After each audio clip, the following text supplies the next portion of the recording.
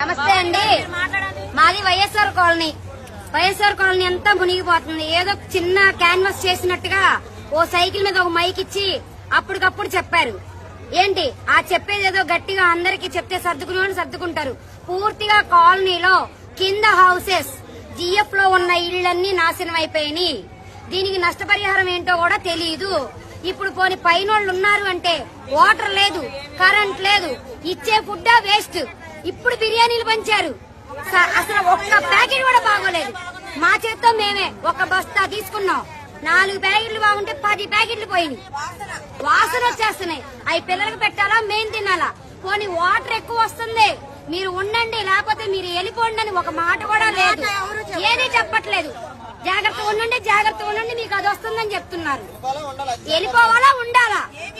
ఉంటే ఏంటి? పోనీ ఒకవేళ కిందోళ్ళం ఉన్నాం, మా సామానం తీసుకొచ్చి ఫస్ట్ ఫ్లోర్ లో పెట్టుకుని ఏదో బతుకుతున్నాం. దానికి తోడు ఇదే సందు దొరికినట్టు పోసుకుపోతున్నాడు. నైట్ నిద్ర ఉండదు, దొంగలకు కాపలా కూర్చోవాలి.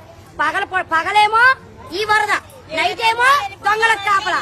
చీకట్లో దోమలు, ఇంత దోమలు. మెట్లు దిగుతుంటే పడిపోతున్నాం. నేనే పడిపోయా మెట్లు నుంచి. 2 కాళ్ళకి దెబ్బలు తగిలిపోయినాయి నాకు. ఇప్పుడు కాళ్ళు 2 పాసిపోయి